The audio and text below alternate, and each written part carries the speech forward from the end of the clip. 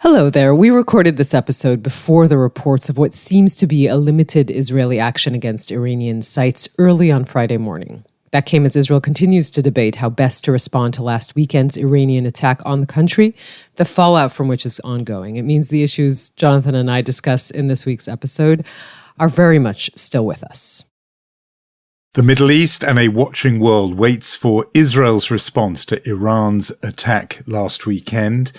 We speak to two people, one Israeli, one Palestinian, about the day after and what comes next. And with the festival of Pesach, Passover, upon us, we ask how it's possible to celebrate freedom in a time of war. It's Unholy. I'm Jonathan Friedland of The Guardian in London. And I'm Yonit Levy of Channel 12 News in Tel Aviv.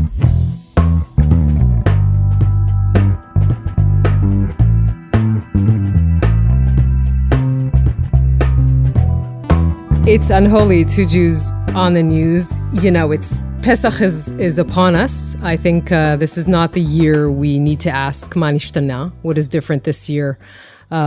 Usually we ask on Pesach Eve what is different this night. But now the holiday of liberation from slavery, and can this be in any way that kind of festival of freedom? What festival and what freedom? There are 133 Israeli hostages held by Hamas more than 6 months. So it's really difficult. It's difficult for Israelis here. I think it's difficult for Jews abroad. I heard the mother of one of the hostages, Alon Oher's mother, and she said she asks everyone to set aside a seat for a hostage. Usually Jewish tradition is to set aside a seat for Elijah the prophet, Eliyahu Navi, but she asked, this is what you should dedicate that chair for. And when we think of, Jonathan, how we say every year that in every generation one is obligated to see oneself personally when out of Egypt, I think we should maybe be obligated to see ourselves as someone who's personally still held in Gaza. I mean, plenty of synagogues around the world have, since October the 7th, added a prayer for the hostages.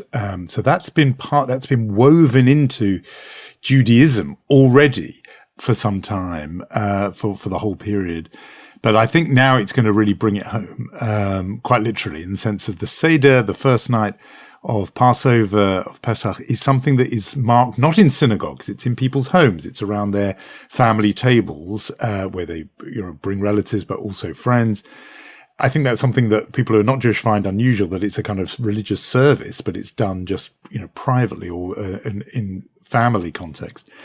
But I think it's absolutely, as you say, it's going to be front and center in people's minds, the war, the bloodshed, but very specifically, all the freedom is mentioned, captivity is mentioned, bondage, the desperate urge to escape from captivity runs all the way through the Seder. And I think it will make it very, very charged and very poignant. I mean, we said a couple of weeks back that people were not really feeling it around Purim, the festival of Purim, which is meant to be joyous and party and so on.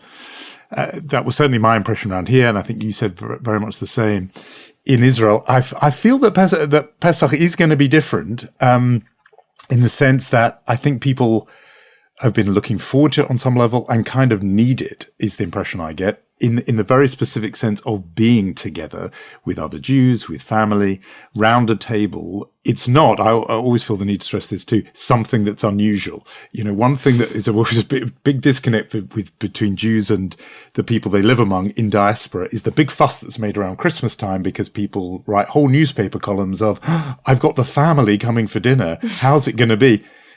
We call that Friday night. We're used to that. It's not that big a deal for families together. That happens often. With Pesach, it's more people. It's kind of extended family. But I just think the chance to sit down around a table in a kind of structured way and talk about what we're all going through, discussion is a big part of the Passover Seder always. And this year, I think it's going to have that extra weight and charge.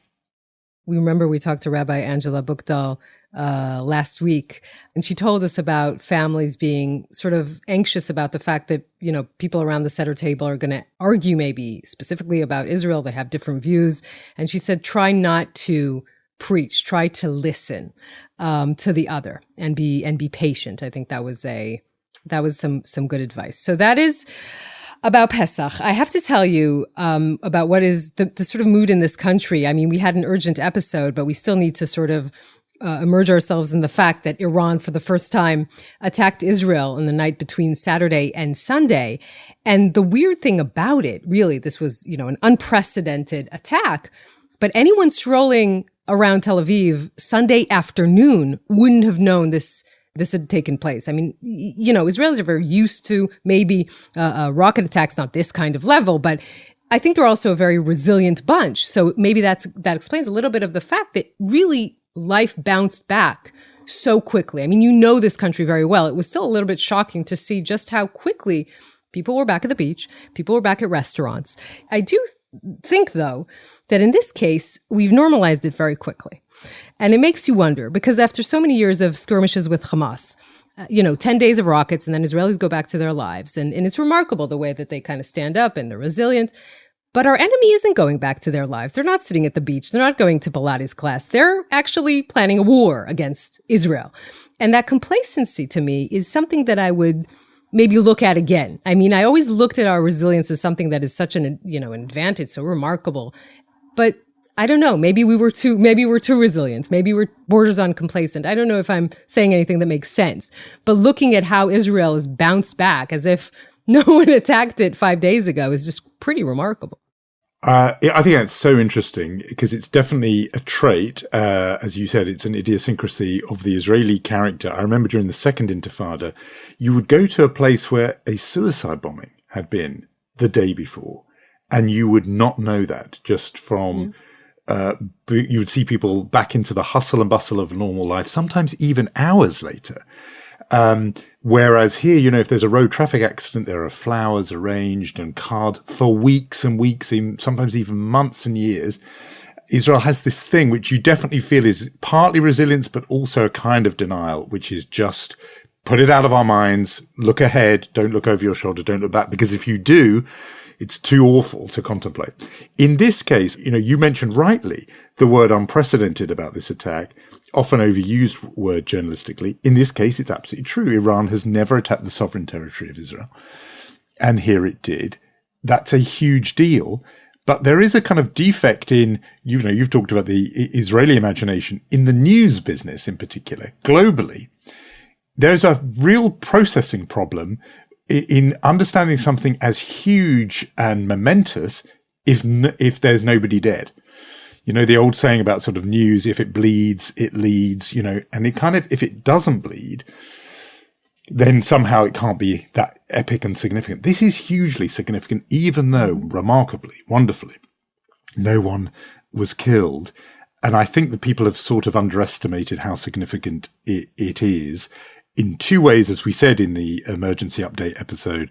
One, this first ever attack from Iranian sovereign soil onto Israeli sovereign territory, but also how it was averted in terms of bloodshed, which is this alliance of Israel and its neighbors, Arab states protecting Israel from Iranian fire.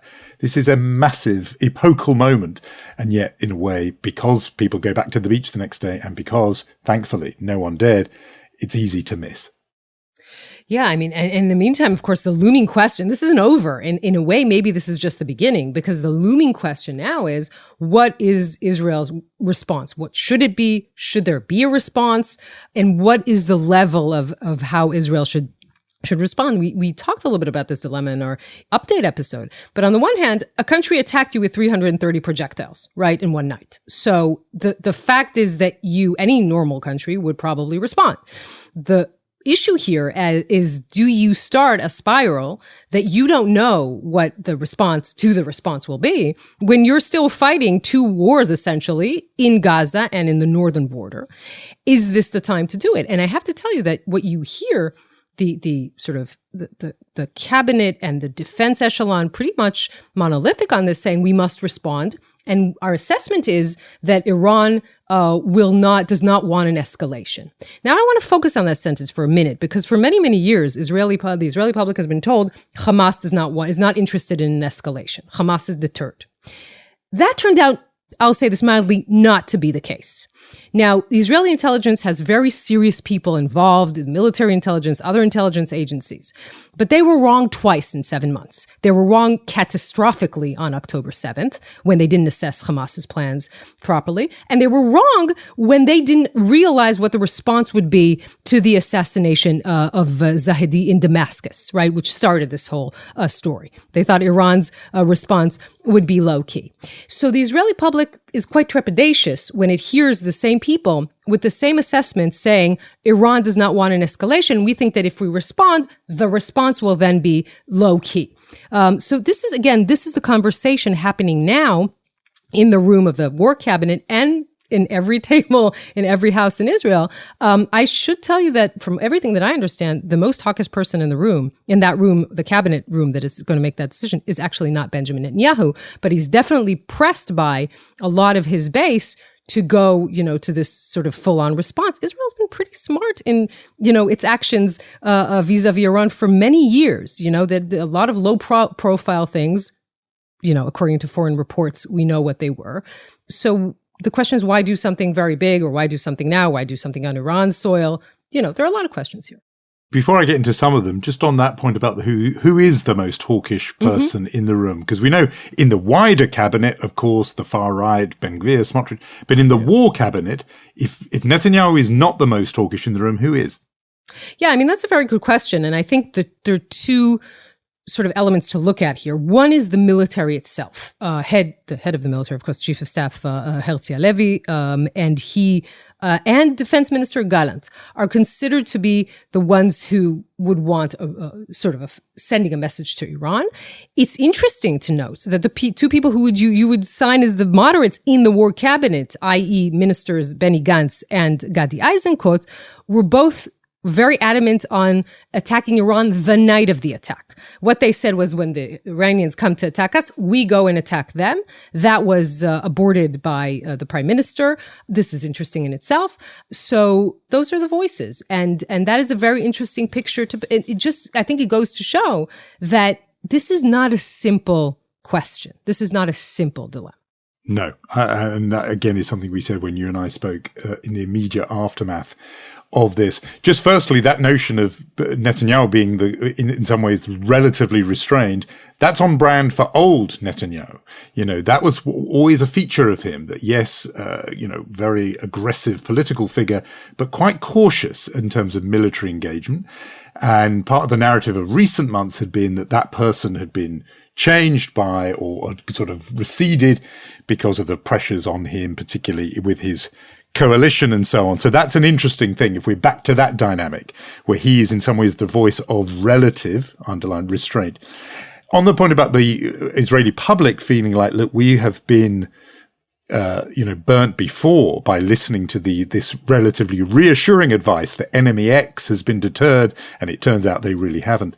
I would just say on this very specifics about the April the 1st operation, I don't think we can exclude Netanyahu from that failure of calculation. As I understand it, the decision did go all the way up to him, and he is one of those who underestimated the Iranian response. Now, maybe he would say on advice that he got, but I'm not sure it did require great strategic thinking to know that this would be a big deal with the Iranians. And I remember in our conversation with Amos Harel of Haaretz, all three of us were sort of a bit shocked by his reporting that nobody, including at the very highest level, had thought through the implications of this action. The argument that's going on outside Israel is partly about the rights and wrongs of this, which may not surprise you. And there has been an argument about this sort of tit-for-tat idea, which is, okay, Israel did its attack on April the 1st on Iran's sovereign territory, albeit in Damascus, and then now Iran has done its response by attacking Israel's sovereign territory. We're even. Call it quits. That's been the message from the White House. That's been the message from the various foreign ministers, British foreign minister, German foreign minister in Israel this week, saying, they've hit you, you've hit them, draw a line under the episode. It may surprise people that I'm not sure about that thinking completely. And in this way, I don't think there is a match between an attack, an all-out attack, unloading vast amounts of ordnance on Israel. I read that it is more than Russia unloaded on Ukraine the first night of the invasion in February 2022. Again, difference being that this time there was no bloodshed, but that was the scale of the attack on the whole population, and calling that equivalent with a diplomatic building, and even that's a bit of a grey area in Damascus because it's a sort of compound adjacent to a consulate. And, as I've been sort of saying to people, Iran's presence in Syria is not quite like, the Canadian embassy in Stockholm. They are there as a military player.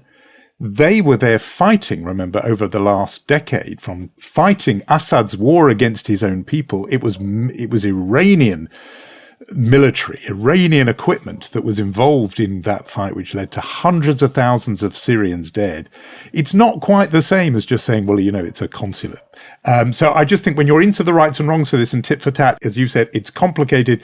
Appearances can be a little bit deceptive. Yeah, and let's just add to that, by the way, that the 6,000 drones Russia used in Ukraine are Iranian drones, exactly. Right? And so there's something that isn't complicated. Iran is a malignant actor. Its regime has been behind terror attacks against America, against Israel, against other Western nations. This is a power, this regime, I want to say, that is the neighborhood bully, and that's the most courteous reading I can give of this regime.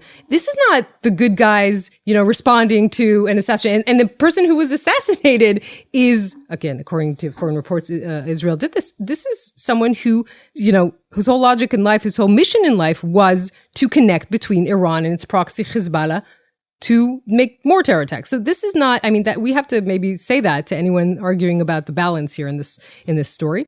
It all means that we're back into that dynamic that we've had anyway for several months of Israel, itching to do one thing and the allies, particularly the United States, urging restraint.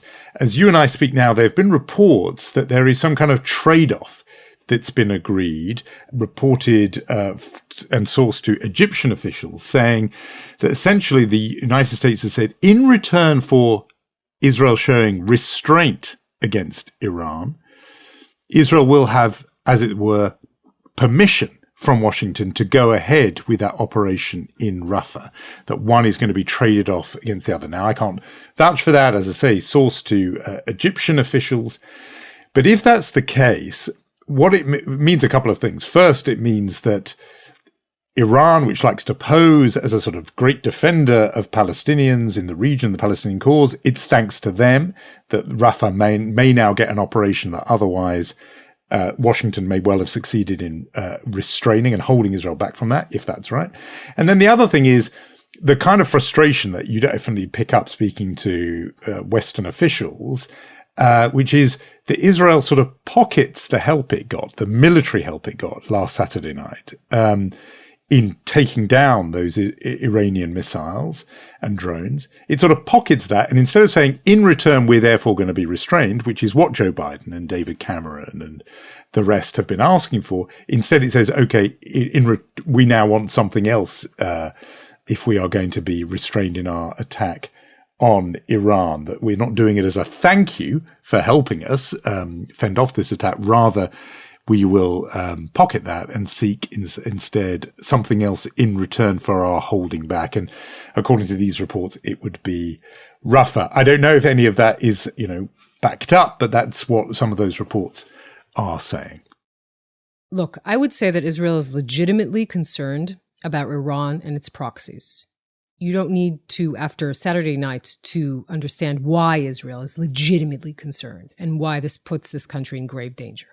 I think it could make sense for Israel to say to its allies, look, we don't want to respond. If you can help us out and help push Hezbollah much farther from the northern border of this country so that people can return, because there are tens of thousands of Israelis still evacuees, that's what we want. That makes sense to me. I don't know if this Rafah story that you're saying is indeed the case. I think it's important to remember that there's actually not an active war in Gaza as we speak. We talked about the fact that the Israeli military withdrew from Khan Yunis. That allows people from Rafah to move back to Deir el-Balach. Deir el-Balach is the center of the Gaza Strip. That's why you're seeing pictures that in Israel got quite a lot of attention of people at the beach of Deir el-Balach. So we are seeing the shrinking of the Israeli operation in Gaza. Hamas has not been eliminated or crushed. However many times the Israeli prime minister says we are just one step away from total victory. And so the point is right now that Israel is at crossroads. Does it continue its war in Gaza? Does it say, stop, we're trying to get the hostages out, we're trying to solve the situation in the north, we're trying not to get into a regional war with Iran, or something else? I, at this point, don't know what side of the road we're deciding to take. As you say, people are wondering where this all goes. We have been wondering for a long time about the really long-term outlook, what happens the day after and the day after that.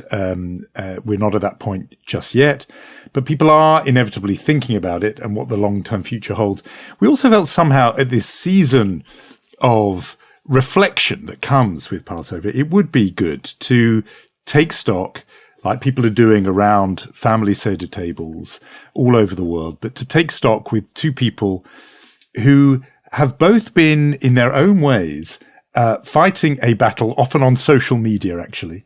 Yes, with world opinion, but also taking on people on, as it were, their own side, saying things that the people on their own side would find difficult, and doing that at some cost. Two quite brave individuals, both very eloquent about the future and what may come next.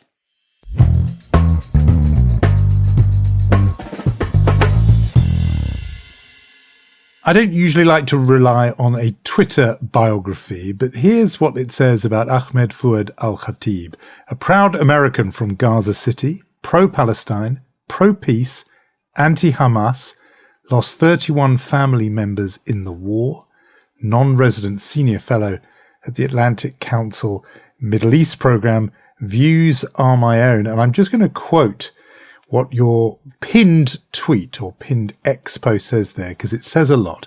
I refuse to give up on seeking peace, coexistence, reconciliation, allyship, bridge building, and common ground with Israelis and Jews who want to pursue a shared future based on equality, mutual acknowledgement and trust, and just security and safety.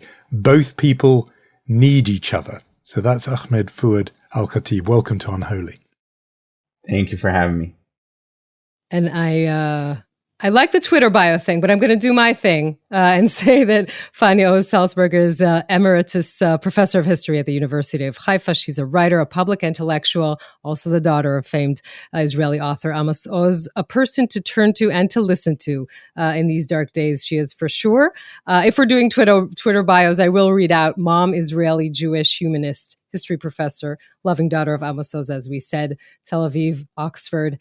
Fania, thank you so much for talking to us too on Unholy. And first and foremost, we need to say that when we were talking about this conversation, you both had very warm words about each other. Can we ask where you know each other from, of each other? Could you tell us a little bit about that to start us off? Well, there was this dark bar in Beersheba where Ahmed and I first met over a drink. No, not really. I would have loved that.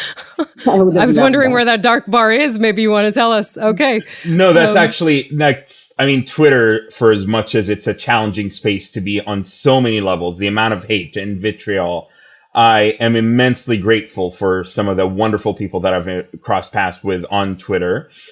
It does not mean you're going to always agree on each and every point. It doesn't matter, as long as we're motivated by that same drive towards the common ground, towards the shared future, towards the path forward. Fania, of course, has been around a lot longer than I have in this space. I was largely I consider myself a new entrant to the space in the sense that on October 7th, I had 3 Twitter followers, and now I've had a chance to grow that space. I put myself out there as a result of the horrific event, which I knew is going to be a new chapter of epic proportions for both people. I knew that it was going to be immensely damaging to my family, to my people. I knew that Gaza, as we knew it, was going to cease to exist. And I was horrified by the mutual dehumanization and the how the discourse was breaking down in the ways that I have observed since. So I've decided to put myself out there, and over time I've become a huge fan of Fania's ethos, her presence online, her writing, her commentary, and including on some issues that I may not see eye to eye with, but that's the whole point. Is it's not to agree on everything, but it is to work across our disagreements. So I'm really grateful that our paths have crossed as a result of an unlikely place like Twitter, which just tends to bring out the worst in most people, or many people, I should say. Well, can I just add that I'll address you directly, dear Ahmed. I'm touched and moved and delighted to meet you in digital person now here. And I'm waiting for the day in which we shall meet in person, period. I've been on X, known as Twitter, since 2011. I got on during the Arab Spring, what used to be called the Arab Spring. I changed into full English on the 7th of October. I've been waging, as I call it, waging peace ever since. Also having things to say about Hamas and what must be done with Hamas, as you know. And it's been a terribly difficult ride because you and I both meet the worst trolls of cyberspace between us, I think. And yet it was all worth it to meet a person like you and to air your views, to help you air your views among moderates around the globe, because both you and I seem to attract people who are both hopeful and moderate in different countries. And I'm very grateful for that. So we're going to hope to tease out some of what has led your positions to come close, converge close to each other. But first, we just thought we should talk about the events of the last week or so and the Iranian attack on Israel last weekend and the events that preceded it. It seems, the conversations Yonit and I have already had, this is one of those ones where it is not straightforward for anybody. I've not come across anybody yet who thinks this is a very easy decision or sort of moral conundrum to resolve exactly how Israel should react to this. Fania, just as somebody who is a kind of waging peace person, do you think those people, the Joe Bidens and Emmanuel Macrons and David Camerons, who are saying Israel should do nothing in response, should restrain itself, are they right? Is that the sort of peace position? Or do you sympathize with those who say, look, if Israel's been bombarded by this kind of level of onslaught, it has to respond militarily? No, I think that Israel should restrain itself about Iran and resume the hostage and ceasefire negotiations in Gaza, because many of us in Israel actually suspect that the beginning of this Israel-Iran escalation, the bombing of the house next to the Iranian embassy in Damascus by the Israeli Air Force, was not much, the timing of it obviously was not much more than a ploy by our current government to delay further negotiations on the hostage deal and the ceasefire, as they have been doing for the past at least 2 months, I'm afraid. So I've got a strong opinion about Iran, obviously, but this is not for now. We need to resolve the Gaza calamity, our mutual calamity, first. Well, what I would add to that is, unfortunately, Hamas's position has clearly hardened as a result of the Iran, the strikes by Iran. You see it with some of the mouthpieces for Hamas, the leaders. Like, it's out in the open, and it's very clear that should this escalation continue and should Israel respond right now, at least, this will have terrible consequences in terms of Hamas being less willing to, viewing this as a distraction, distracting Israel away from the Gaza war, allowing it to rebuild its capabilities, allowing it to entrench itself in Gaza, prolonging, I should say, the war. So I strongly feel that the timing of this could be calamitous in terms of just for the people of Gaza who are kind of held hostage by Hamas but also by the circumstances of this war that has no clear ending. I'm also in touch with hostage families, and I feel strongly about the need to prioritize a deal to get them out. And I just worry that further escalation with Iran moves us away from an imminent and a necessary hostage deal and a ceasefire deal. Can you tell us a little bit more about that? You say you're in contact with them. Can you tell us a little bit more about that connection?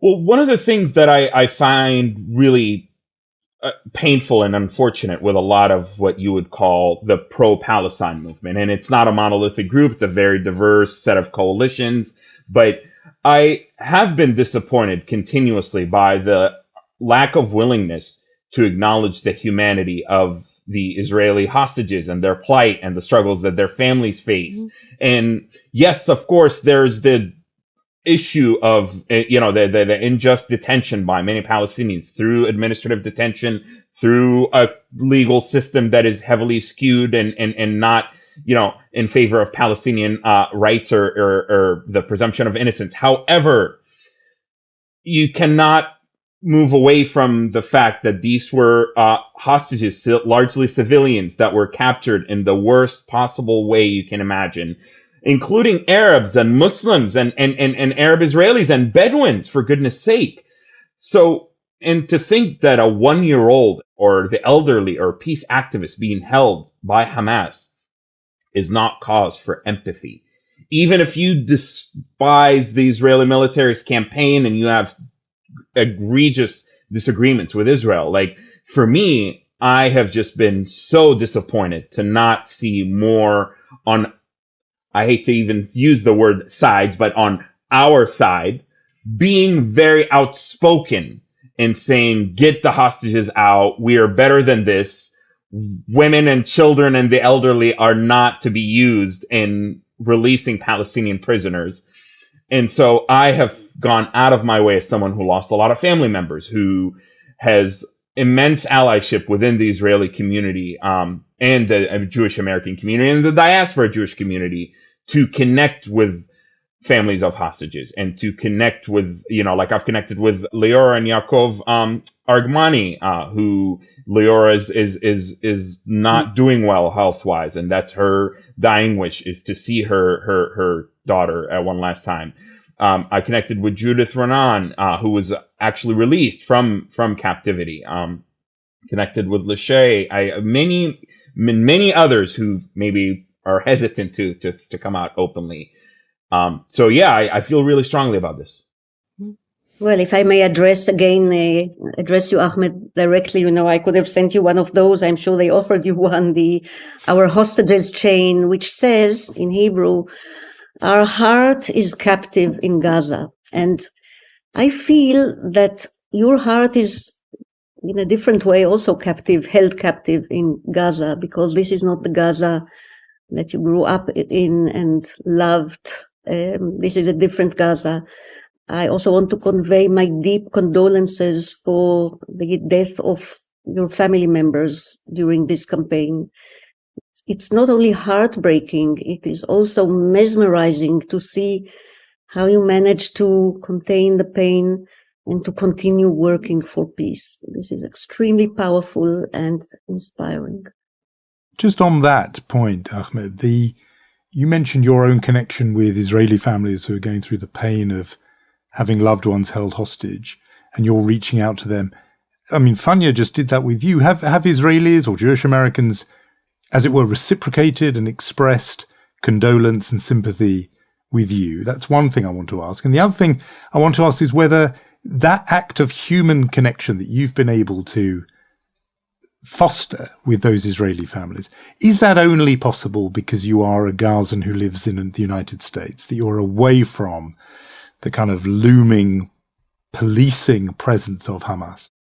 I mean, all the time, to your first point, absolutely. I hear from American Jews and diaspora Jews and Israelis across the spectrum. That's the key point, is I have made a point of not just focusing on engaging the leftist Israelis or the anti-Zionists or whatever, but even the center and center-right folks and the liberal Zionists. Like, I very much so believe in kind of a cross-segment engagement.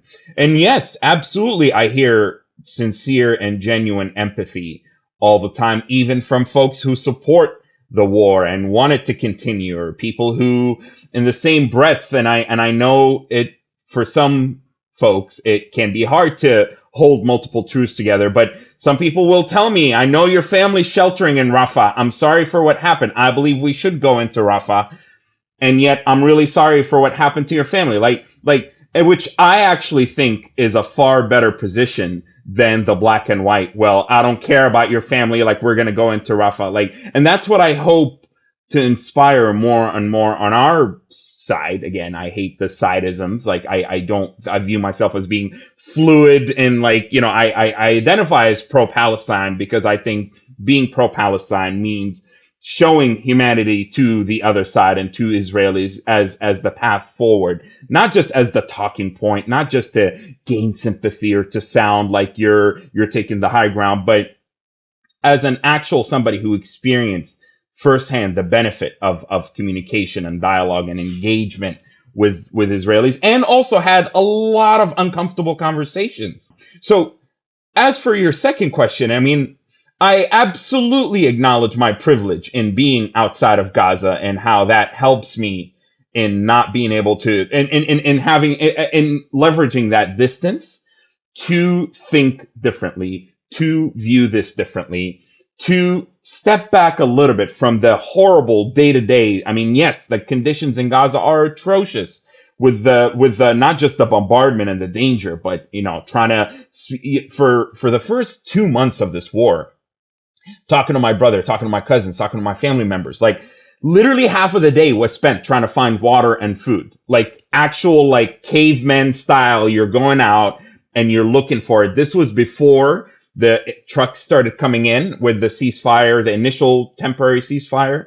So I understand that somebody who's in that boat may have a harder time being able to empathize with hostage families, or to empathize with the victims of October 7th, or to even think about how we got here, how they are literally caught up in the survival. So where I am immensely frustrated and just disheartened even is that those who are in the Western world or in the Arab world and have the privilege of safety and have the privilege of being away from it at a physiological, personal, physical sense, to not only not help the Gazans and the Palestinians in the West Bank, offer kind of your own assessment and offer your give them a helping hand in seeing a path forward, but to talk over them and out radicalize them and outflank them in how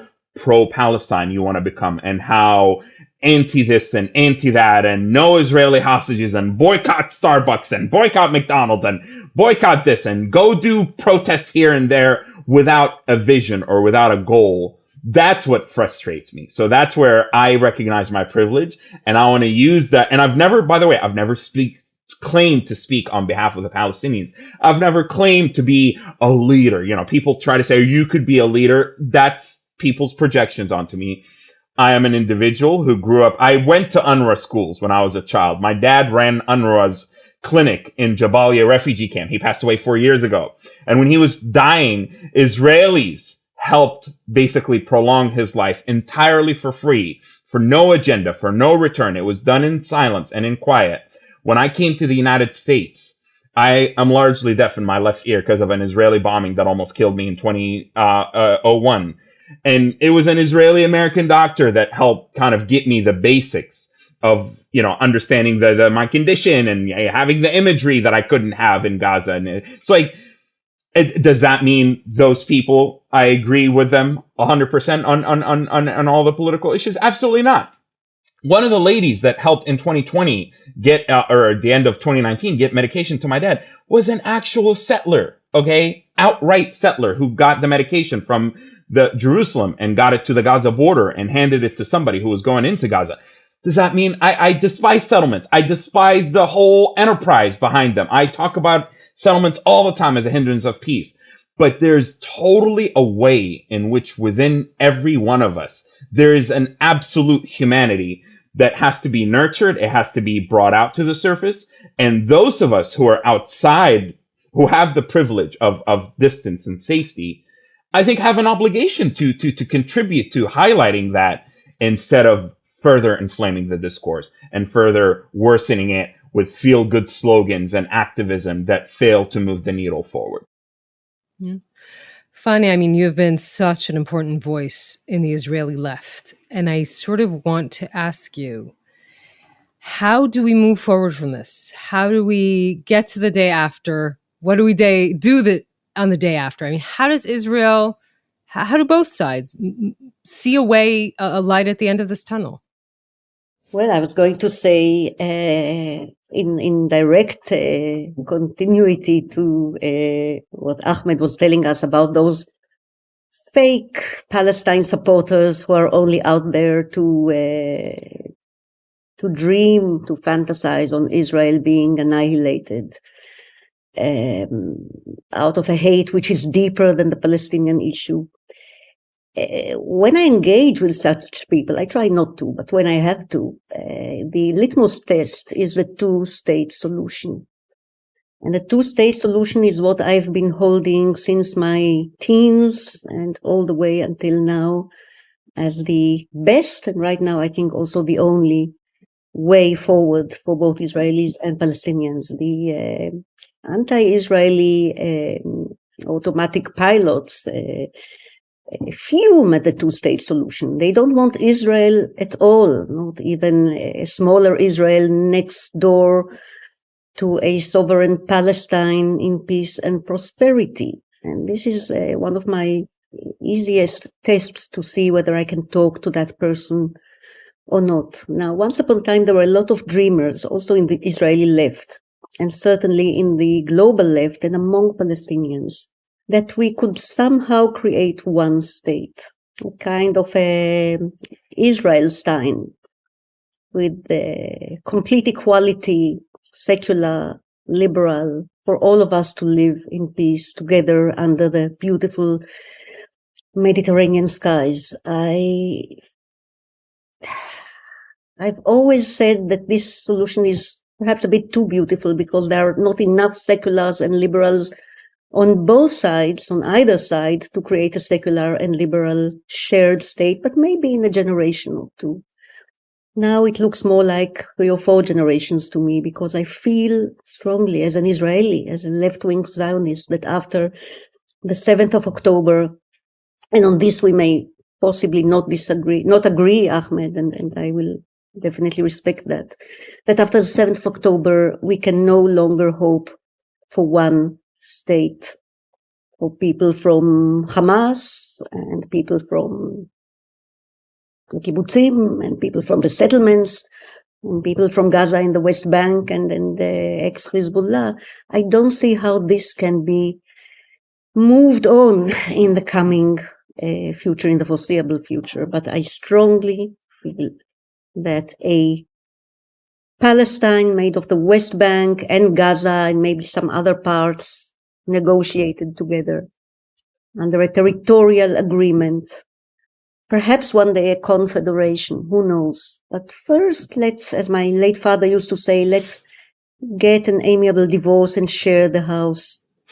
Because this to me is not only the best solution, but possibly the only remaining solution that we have to look forward to. And I'm very curious to hear what Ahmed has to say about this horizon, of course. Absolutely. I mean, I was just talking to someone yesterday about how the position has moved within the, call it mainstream pro-Palestine movement and activism spaces to where one state that does not entail Israel in its current shape and format. I take issue with that. In one, I don't think you're going to ever get Israelis and diaspora Jews on board.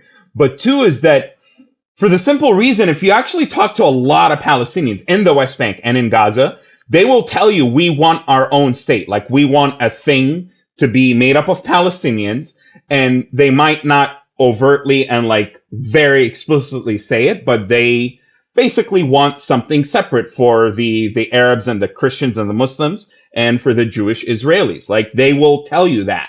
So if your whole activism is supposedly on behalf of the Palestinian people, most Palestinians want their unique, individual, solid national identity that stands alone and out from the Israeli identity. That's number one. Number two, and I kept telling people, like, I mean, unfortunately, the lack of leadership on the Palestinian side isn't that it's just like we need a leader who, you know, like marshals us towards like a leader is somebody who has original thought and original ideas. And as much as people want to hate on Yasser Arafat, be my guest. That's fine. I'm no fan in the big picture. But just on the piece of the moment in time when he realized that violent armed resistance was going nowhere, and that he made the courageous decision to embrace Israel or to acknowledge and recognize Israel and to renounce violence at that time. I'm not talking about after, and I'm not talking about before. That was true rare leadership because it was courageous. It's taken a notion that is incredibly unpopular and awakening people from the delusions. And we need something like that that's orders of magnitudes greater in terms of wake up, Palestinian people. There's not going to be a full right of return to the entirety of historic Palestine, okay? Palestine, as we know it right now, is reduced to the West Bank and Gaza. And guess what? Things are not just measured by pure territorial spaces. Look at how many big nations there are in the world that are poor and suffering versus smaller nations like Israel or Singapore or Hong Kong or whatever. Like Gaza and the West Bank can be a beacon, a shining a hub of Palestinian arts and culture and economic sustainment and development. We can have an airport and a seaport in Gaza. We have a gas field. We can do so much with the West Bank and Gaza. Of course, I recognize that the settlements are a major challenge and an obstacle, and there needs to either be territorial swaps or there needs to be a situation whereby there's a consideration of absorbing some of these settlers as Palestinian residents with full rights. This is not a one-state solution, but to allow some of these folks to stay there. So the challenge for me also is that Gaza could have been a unique opportunity to showcase, to be an effective role model. And a lot of Palestinians don't want to say this, or don't want to acknowledge this rather, because they say, oh, well, Israel continued the occupations or some elements of the occupation, even though it pulled out. There's truth to that. I get it. Fine. But you could have still nevertheless done so much with Gaza to force an end to the occupation, not just in Gaza and sovereignty, but in the West Bank. And unfortunately, you gave a lot of ammunition to the point of view that says, well, if we end the occupation in the West Bank, there's a risk of a Gaza 2.0. I don't subscribe to that position. I don't believe that would happen, but I understand why people believe that. I understand why Jews and Israelis believe that. And I think, unfortunately, we failed to disarm that argument. And the blockade, by the way, on Gaza is not just that Israel just woke up overnight and decided we're going to blockade Gaza in perpetuity. There needs to be accountability and agency for the fact that Hamas announced endlessly their aim to shoot rockets and to attack Israel and to wipe it out. Like, when somebody on your doorstep does that, what do you think is going to happen, whether it be Israel or any other nation? And again, I say this because I think if Hamas was not there could have been an entirely different opportunity for the Palestinians to realize Gaza first, a Palestinian state using the Gaza first approach. It is true that some Israelis or some Israeli political leaders have viewed a Gaza first as a Gaza last. Some have wanted to only have a Palestinian state in Gaza. But I think the two-state solution, Fania, to your point, is not only the only path forward, but it is a good path forward. We can develop the West Bank and Gaza to make it attractive for refugees in Jordan and in Syria and in Lebanon who are languishing as second-class citizens. So you both agree on the ultimate day after. I don't think either of you think it's going to happen literally the day after, but that the ultimate destination is two states. So it's a similar question that for both of you. Each one of you faces the more extreme, more angry voices on your own side. Fania, you're facing down the right, or the Israeli or Jewish right. Ahmed, you are very forthright on Twitter denouncing Hamas by name and those people who defend it. How will you, each of you, take on those who would say, we've heard your vision of two states. The Israelis will say to you, Fania, we can't possibly allow there to be a state next door. You've seen what they did to us on October the 7th. We have to be there, boots on the ground, or some other way controlling it. That's the message from the government now. We've learned our lesson from October the 7th. And Ahmed, those who will say to you in your own community, you weren't here when the bombs were falling on us. These people, what they only did to us, of course we can't shake hands and come to some kind of agreement with Israel. So I want to hear how each of you, you've sketched out the day after, but how each of you would advance that argument with your own peoples. Okay, I will start by saying that fellow Israelis are not going to listen to me, except for the liberal left, the Zionist left, and some of the center. They would. They need to listen to a leader. So do the Palestinians. We cannot make Ahmed Fouad Alkhatib the leader of Palestine by our wishes and dreams. I wish, but this doesn't work this way. And the true leader, and you courageously mentioned the Yasser Arafat. I've never been in love with Yasser Arafat, but the Oslo Accord was created and written and negotiated very close to home, very close to my home in several ways. And so I was deeply in it. There was no love, but there was the beginning of trust and the beginning of hope.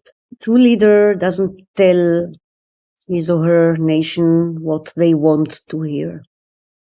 That's a false leader. That's what we are getting now. True leader has to tell people what deep in their hearts they know that must happen, that must be done, but refuse to say it or refuse to think it. This is my father's definition, not mine, but I embrace it. And this is why my main battle, despite my international voice I try to make, my main battle is against my own government and leadership, because they have to go, because they have to make room to a leader who would be able to tell the Israeli nation, in the hope that there would be a Palestinian leader able to tell the Palestinian nation that it's time to move on to a territorial compromise. I don't mind if it's not called peace in the coming generation. Maybe peace is now too strong a word. Maybe we are too poisoned. Maybe the air is too vitriolic. But a territorial agreement, a compromise, and neighborly relations between two free, sovereign, and hopefully democratic countries. And if it comes from me or from Ahmed, it only goes so far. That is why we have to make a domestic battlefield in which we do our very best to bring the right leaders to the front. And I know the right leaders are there. We see some of them, potential great leaders in Israel, and I'm sure there are potential great leaders in the Palestinian areas too. They need to rise. We need to help them. I just butt in before Ahmed answers. I'm going to be some sort of representative of what I'm sure, Fania, you hear from a lot of Israelis. Yes. And they will tell you, Gaza was, as Ariel Sharon said after he disengaged from Gaza and dismantled all settlements, an experiment. We wanted that to become a success. What happened was tunnels longer than the New York subway system and terrorists abducting women barefoot with their children from their beds. This is what happened. How can you convince? And when you look at the polls, and maybe Ahmed, I'll ask you also about that, the polls that say what support Hamas has in Gaza and what support it has in the West Bank. When you look at that, how can you ever convince Israelis, you know what? A Palestinian state is a great idea.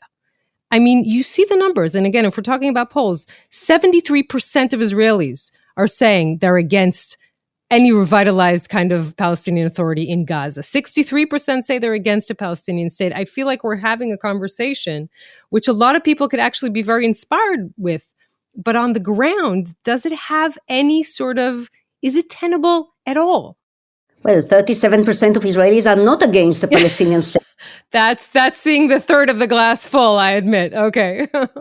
But the answer, Yonit, is that in 2005, when we disengaged from Gaza, and in 2007, when Hamas came to power, defeating the goal of the whole thing, we did not have the presence, the hands-on presence of the international community of global forces. Europe was busy, very busy with itself, if you remember, with the EU, with the expansion of the EU. The United States, post 9/11, was busy with Afghanistan and with its other enemies. We did not have guardian angels. We do now, I think. We must have.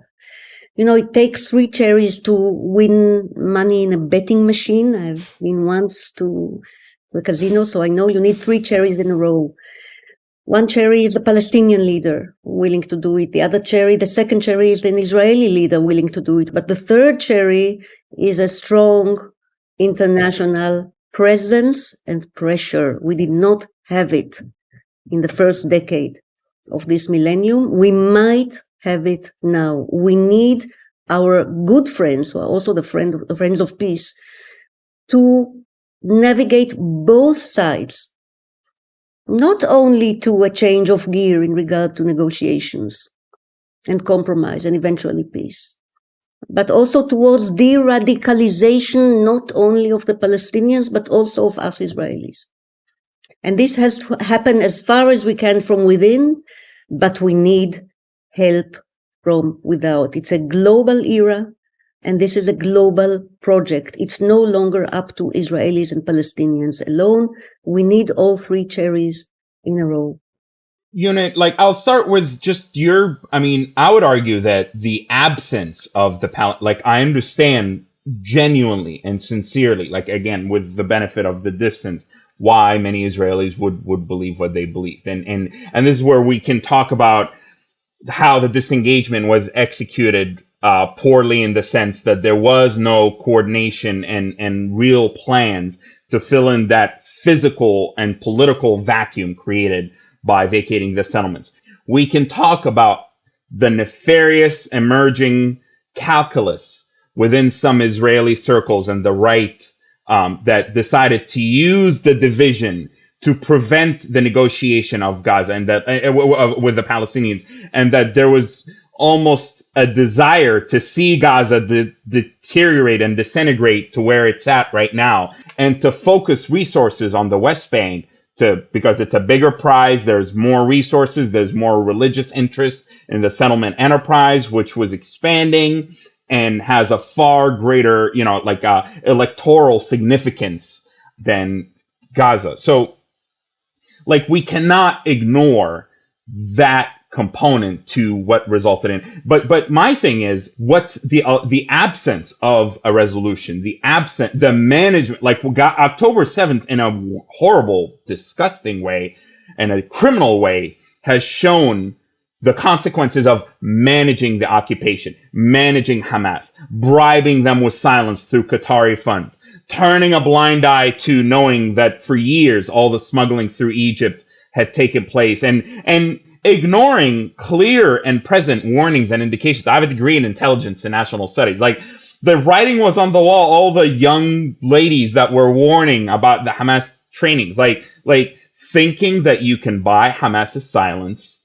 I would argue that this is not just an entirely Palestinian problem, even though I am championing Palestinian self-accountability and responsibility and agency in determining the path forward. What I will go back to is, in terms of how do you move the needle on Palestinians moving away from Hamas? Results. They need to actually see progress. They need to see that if you renounce violence, like the Palestinian Authority did, like Fatah did, like the PLO, you're not going to have an endless settlement enterprise in the West Bank that eats away what remains of Palestinian territories. So, yes, there needs to be a Palestinian shift and de-radicalization away from this notion of, liberation from the river to the sea, but that is tied to the direct priorities and actions of the Israeli government and of the occupation. And I have to say, and I talk to Israelis all the time, they're some of my closest allies. Like, for a large segment of the Israeli society, the Palestinian issue is something that is in the background, is something that is not immediately visible unless something horrible like October 7th happens. So the Palestinians will move deep down in their hearts. They know there's not going to be the end of Israel. They know there's not going to be annihilation. You know who also believes that and knows that? Hamas. Hamas is not, they're evil, but they're not stupid. They know that they cannot eradicate Israel. But I think the best antidote to radicalism in the Palestinian community is results and to show the alternative by allowing more voices like me to point, because that's the number one challenge that I get, even from the Western, allies and pro-Palestine people. It's like, okay, fine. Like, I don't like Hamas, but we're in this binary thing where it's like, well, what's the alternative? You look at the West Bank and you look at Abbas, like begging Netanyahu for a deal and enforcing nonviolence in a broad sense and not allowing for a third intifada, using coordination with Israel. So like that's what's needed for the Palestinians to inspire hope of the alternative. A closing question comes to my mind, and Fania, it's partly prompted by a conversation I had with your late father.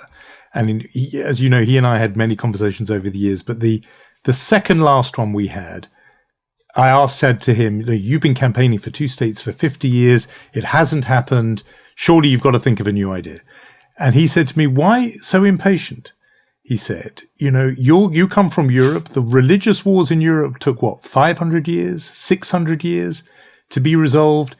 It's impatient to think you're going to get this solved in your lifetime. It's almost arrogant to think it will be solved on your own personal timetable. What I didn't know was he was only 2 years away from the end of his own life when he said that. But it sounded to me as if he'd come to terms with the idea this would be something beyond his lifetime. Looking at both of you, and this may be partly a comment about all of our respective ages, but when you think about this, do you believe that the kind of vision both of you have been setting out is achievable in the time in which you will both see it? Or is this something that in a way, Fania, your late father was suggesting maybe the work of even centuries away? Why don't we start with you, Fania, and then Ahmed?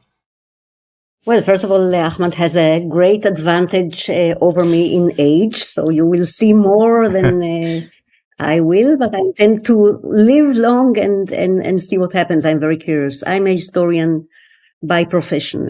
As you know, Jonathan, we all know well that sometimes history is very, very slow. It takes many ages for certain developments to come through, both political and technological. And then it runs like mad. There are big moments of change. We may be facing a big moment of change. I don't know. There may be reversals. There may be pitfalls. The French Revolution was reversed more than once before it actually became to us in retrospect the decisive event of the late modern era. Maybe we are facing a decisive event now. Hearts and minds can change, not all of them, but under the right leadership and in the right international climate, things could start moving. And I would not be here and would not be active as I am if I didn't hope that this change will take place even within my own lifetime. Ahmed. Absolutely. I mean, look at like what happened after the Arab Spring and like the reversal of that. And that was a big, moment of change and hope. But the way I see it is like there's two parallel tracks. One in which, yes, peace as in its classic sense that entails coexistence, that entails a departure away from violence and a genuine ability to coexist based on mutual humanity and love. That is a track that needs to be pursued. And that is certainly one that I think just at an individual mass adoption level will certainly take time. And I have every interest and intention of contributing to that path forward throughout my lifetime. But there's also a separate track that is absolutely, I hate to even use this term, top down that needs to take place in order to empower the former. Okay. So like Fania and I and tens of thousands, possibly hundreds of thousands can love each other to infinity. But at the end of the day, we need an actual political framework led by leaders on both sides, even if it's a framework, even if it's a pathway, even if it's a seed that leads to something else, that is absolutely necessary and crucial. And I think that the latter is absolutely attainable within all of our lifetimes. And I actually think there's a real possibility. It's hard to see beyond just the immediate, 6 months to a year. It's hard to believe it's been 6 months since October 7th. But I'm thinking the next 2 to 3 years, there will be political change in Israel. There will be an evolution to Hamas is evolving. It's going through a crisis. A lot of its leaders had no idea that October 7th was going to happen. It was really a decision made by Sinwar and Deif in Gaza. And they're having a crisis linking that military operation that was meant to inspire maximum perpetual chaos with Hamas's own political survival and political agenda. So there's either going to be a split within Hamas. There's going to be some kind of a realpolitik come to Jesus moment to be like, guys, we need an exit strategy.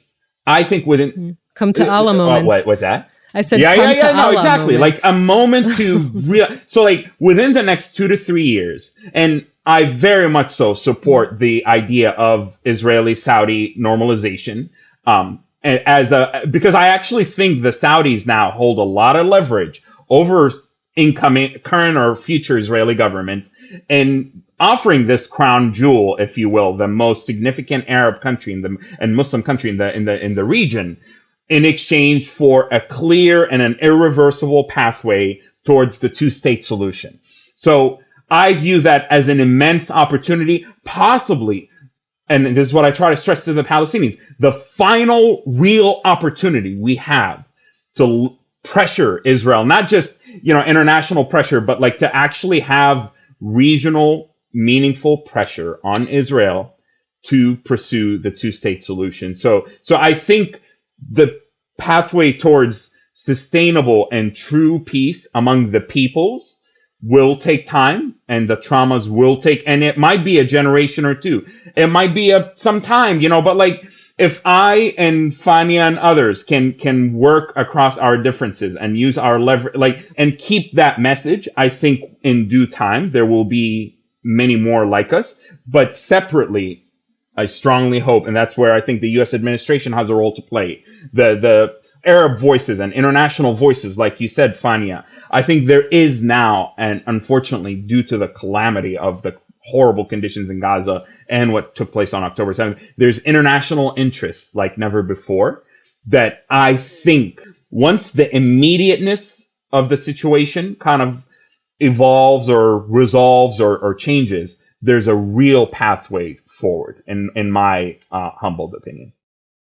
So make peace with Saudi Arabia, not war with Iran. I think we can sum up in this way, and try to de-escalate the Gaza situation while ousting Hamas eventually as a goal.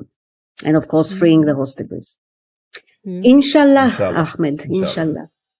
Fania Oz-Salzberger, Ahmed Fouad Alkhatib, thank you so much for talking to us. We don't know, any of us, if this will happen in our lifetimes, but you definitely made us feel better. So thank you both for that. Thank you for this conversation. Thank you for having us. Great talking to you all.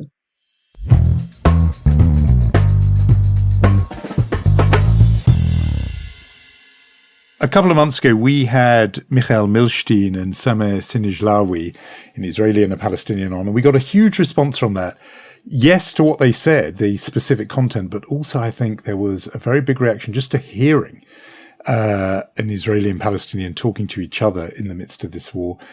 Again, just hearing Fania Oz and Ahmed Fouad Alkhatib talking to each other directly like that, and actually finding points of agreement and, shared empathy for the fact they are both in some ways in this sort of shared struggle for moderation against extremists. It's just very heartening, and it somehow does feel the right time of year for that. Listen, I thought they were, both of them together especially, but also separately, were very, very interesting. There were things that Ahmed was talking about that I didn't know. For example, the sort of skirmish within Hamas because of Sinwar's decision to go for October 7th, things like that. It's one of those conversations where we sort of just take a back seat and let it happen. I was, I think, in a way, cast in that role of the skeptic Israeli, asking questions to them about how real what they're saying and as hopeful and inspiring as it is. To me, there's one note that I sort of have to say, the discussion about Yasser Arafat, and as much as we don't want to go into the past, we wanted to look into the future, but it should be said that even at the most courteous reading of Arafat, he did not stop Palestinian terror. He did not stop Hamas, not after the signing of the Oslo Accords, which resulted in a wave of terror in Israeli cities that essentially killed Oslo, and a wave of terror after the attempt at Camp David. He did not stop that. So I think it's important to say that. I think there was a caveat that Ahmed put in that. He said there's a moment in time where Arafat made a historic choice, and he said not before and not after. So I think that's an important. The after is important because that really set the stage for the 30 years that came after that. So just that, but I think I'm very happy when we have these conversations. I think, sadly, they rarely take place anywhere else. Yeah, no, all too rare, and Unholy is a place where we aim to have those. It is award season. Wait, before award season, can I mention something? Yes, you can. May I? I am holding, I don't think you have this. Do you have this? Let me have another look. Go a bit closer, Lilia. I don't have that. I am holding You've got the it, Hebrew and I version don't have it. of The Escape Artist, Jonathan Friedland's remarkable book that came out in Hebrew this very week. The book tells the story of Rudi Verba, only one of a handful of Jews who managed to escape Auschwitz. And what he tried to do was warn the Jews, particularly of Hungary, of what was awaiting them. This is not just a remarkable tale told by a very talented storyteller, but it's also incredibly relevant to today because it tells the story of what happens when you do have the information, when someone does tell you what is going on, and the gap between having the facts and believing them or acting upon them is something that I think we don't need to explain why is still so relevant in the world we live in. So this is the Hebrew edition. I'm so glad that I have it and you don't yet. It is in bookstores. If someone wants to listen to our conversation about The Escape Artist, I believe it's episode 62, and I grilled Jonathan about his book, but I can't recommend it with more enthusiasm. This is a wonderful book, and please read it if you haven't in English. Now it's available in Hebrew. And now, after embarrassing you enough, we can go to our awards. Jonathan, should I start? Well, immense award to you for mentioning the book. I'm so pleased. It's really meaningful to me that the book is coming out in Israel and in Hebrew, partly because for a long time, Rudi was, overlooked in many places in the Jewish world. And it was a struggle. He was a quite controversial figure. It was difficult. So it's really meaningful to me that people in Israel will be able to read his extraordinary story. So thank you for that. Yes, our normal awards. Let's get back on track and not talk about ourselves, because that's where a British person wants to be. But go on, crowded field. It's a pretty crowded field in the Chutzpah Award. I think we're doing a bit of a Pesach clearing of chametz chutzpahs because we've accumulated a few. So can I start maybe? Yeah, no, fire away. So I want to begin with the JVP. It's an organization. It's called the Jewish Voice for Peace. On the sort of spectrum of Jewish organizations, it's really, really at the far left. In Israel, in Hebrew, we say mismol rak hakir, which means left of them is only a wall. There's so much to the left. There's nothing left besides that. And they wrote an invite for the anti-Zionist Passover seder. Now, I get that you're not down with Israel, fine. But this is the story of Passover, just to remind everybody. Bnei Israel, Israelites, emancipated from slavery in Egypt, and then led by Moses into the Holy Land. The story is that they are led into the land that will be Israel, their historical homeland. This is the story of Pesach. You can't have an anti-Zionist Passover seder. That's like, I don't know, having an anti-Christian Easter or saying you're not going to celebrate Christmas because Santa is a privileged white man. No, you cannot do this. That's it. Sorry. That was my rant. These have been around for a while, the anti-Zionist seder. They are a little sort of counter tradition. And I always wonder how they deal with the closing song, chant, prayer of the proceedings, which is L'Shana Haba Yerushalayim, next year in Jerusalem.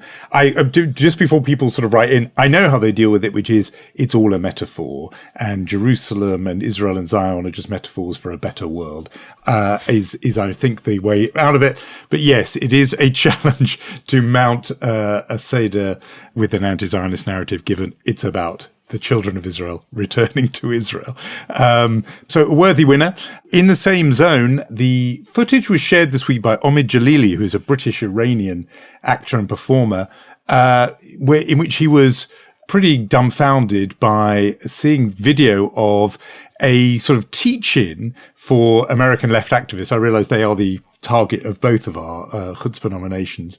The American left. Wait, I got a third, so don't worry about it. Okay. Oh, good. So they're having a kind of teach-in where they are being taught the chants they should cry, and the instructor is teaching them in Farsi a chant which they very happily chant. They do it once or twice, the whole chorus, they give him applause, and then somebody thinks to ask him what the chant means that they've been learning, and he tells them it means death to Israel. He actually says it's either down with Israel or death to Israel. They're two definitions. There are two possibilities, down with Israel or death to Israel. And then someone in the group, eager to ingratiate himself with the teacher, then goes, can we get a death to America? Yeah, sure, says the teacher to these American leftists, and leads them all in a collective chant of death to America. Omid Jalili and others have seized on this and said, the Palestinians really do need better allies than people like this who only damage their cause and alienate potential supporters. Yeah, it reminds you see that video, it reminds you of that lynching scene, the lynching mob in The Simpsons, where they go after someone and someone yells, no, that's not him, it's the other guy. And the lynch mob just turns around and goes to the other guy. Like, they just want the lynch, and then they're just turning to whatever is convenient. It's a pretty remarkable video. I have a last chutzpah nominee, if I may. This comes close to home, the IDF Home Front Command. Now, normal times, this is a very well-respected, well-regarded institution. It's a very important unit in the IDF. It tells the Israeli citizens how to protect themselves at times of crisis and tension. Even, I can tell you that the night of the Iran attack and other events like these, there's a representative of the IDF Home Front Command sitting in the studio, telling people, giving them advice on how, or instructions rather, on how to act and what to do, when to go to the shelter, etc. Now, why is there now nominated in the Chutzpah Award? Because obviously, through when the Iran story was breaking all through these days, there was a round-the-clock assessment. And they decided to go back to normal, meaning opening up kindergarten, schools, all of the activities for Pesach. But they made the decision at midnight on Sunday. Now, if you're a parent to small children, you will not see this announcement at midnight. You will be sleeping. So most of the parents and a lot of the municipalities that had to organize the opening of these institutions saw it in the morning. So this was the situation on Monday early morning. One of the people on Twitter, her name is Racheli Freifeld. She's a copyright. She said, only in Israel will you have 9 hours to prepare for a drone attack, but only 15 minutes to prepare 3 children to go to kindergarten. They united all of Israelis in the fury of this decision being made at midnight. So just a little adding on to the chutzpah awards of this week. A rare moment of unity, it seems, with the Israeli public. And I feel I detect getting the Mensch Award is what you're saying. I detect a certain degree of personal investment in this story from you, Yonit Levy. You did just a little bit. I can't imagine why just that talk of 3 children and getting them out and to school. Yeah, you tried to convince 3 small children who thought they were having the day off at home to go to school and kindergarten. Good luck with that. Even your, beautiful words can't get that to happen. Despite the fact that they did bring the nation together, we're not saying that the Home Front Command is the Mensch of the Week. Instead, you have another suggestion for that. I do. And this is Harrison Bader. He's a center fielder for the New York Mets. That is a conclusion of my knowledge in baseball, but a very big star. And he is Jewish. He has been wearing not only the Star of David on his belt, also the necklace of the hostages given to him. He's also walking around with that. I'm sad to say these are days in which doing both of these things is considered courageous, but I think that we should point out that people who are in the public eye and do this with no trepidation are people that I think that we should mention. And he is, I think, quite a mensch in that regard.